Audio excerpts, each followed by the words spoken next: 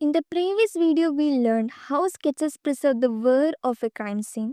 Now it's time to talk about the most powerful visual witnesses in forensic science.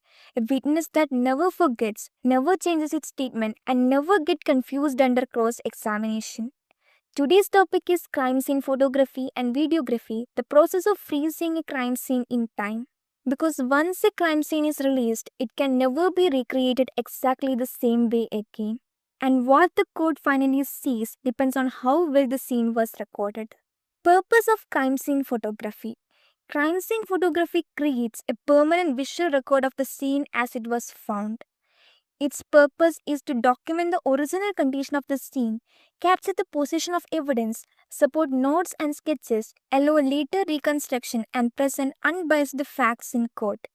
Photograph answers a very simple question: what exactly did the investigators see? And in court, photographs often speak louder than words. Basic principles of crime scene photography. There are strict rules that govern forensic photography. These are not artistic photographs, these are evidentiary photographs. Core rules: photograph the scene before anything is moved. Never reintroduce or rearrange evidence. Photograph the body before removal. Capture images from multiple angles, meaning logical sequence. No filters, no editing, no enhancement, because any manipulation can make the photograph inadmissible in court. Photography log. Every crime scene photograph must be documented in a photography log. The log includes case number, date and time, photographer's name, camera and lens used, location, description of each photograph. This log establishes authenticity and chain of custody of images. Without a photography log, even a perfect photograph can be challenged in court. Types of crime scene photographs. Crime scene photography follows a strict sequence. Overview photographs. These photographs show the entire crime scene, surrounding areas, point of entry and exit. They establish context. They help answer where did this happen. Both indoor and outdoor scene must be captured from all directions. Mid-range photographs. Mid-range photographs show the relationship between evidence and surroundings. Evidence markers are used here. They help answer where was this evidence in relation to the scene. Close-up photographs. Close-ups capture fine details, individual evidence items. Close-ups are taken with scale and without scale. Why both? Because scale shows size, without scale show true appearance. All close-up must be taken at 90 degrees to avoid distortion. Minimum required set: overview, mid-range, close-up and close-up with scale. Special photography situation. Different crime scenes require different photographic approaches. Indoor scenes: 360-degree coverage, room by room documentation, entry and exit points.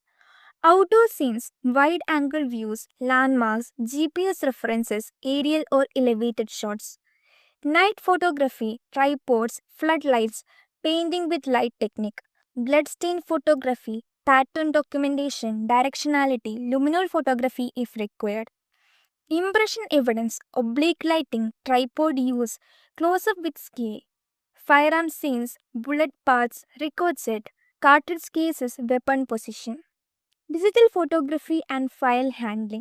Most modern investigations use digital cameras. Advantage: immediate review, high resolution, panoramic stitching, 3D compatibility. But there are risks. Digital images can be manipulated. Therefore, original images must never be altered. Original files must be preserved. Chain of custody must be maintained. Preferred formats: RAW or TIFF lossless, JPG only if unavoidable. Original images must always be retained. Crime scene videography.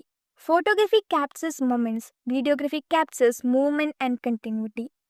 Crime scene video provides a continuous walkthrough of the scene, real time spatial relationships, scene flow, and orientation.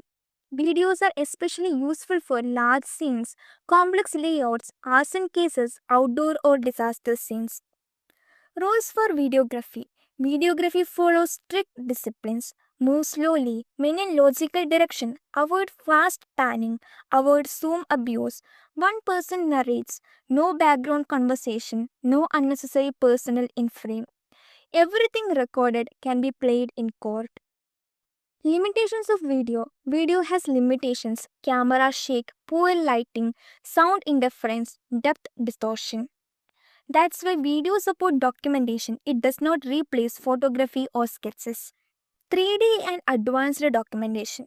Modern forensic science now uses 3D documentation techniques. These include laser scanning, photogrammetry, 3D reconstruction software. Advantages: virtual crime scene recreation, accurate measurements, bullet trajectory analysis, courtroom visualization. Investigators can revisit the scene digitally, view it from any angle, measure distances a year later. However, technology enhances investigation, it does not replace proper documentation fundamentals. Legal importance of visual documentation. In court, photographs and videos are treated as silent witnesses. They support investigator testimony, refresh memory, counter false claims, strengthen prosecution. If visual documentation is incomplete, inconsistent, or poorly handled, the defense can question the entire investigation. To summarize, crime scene photography preserves visual facts, videography shows continuity and movement, 3D documentation allows virtual reconstruction. Together, they create a complete, reliable, and court admissible record of the crime scene. In the next video, we will move into crime scene search methods, how investigators systematically locate evidence without missing or contaminating anything. Until then, observe carefully, document honestly, and keep decoding forensic science with Decode Forensic.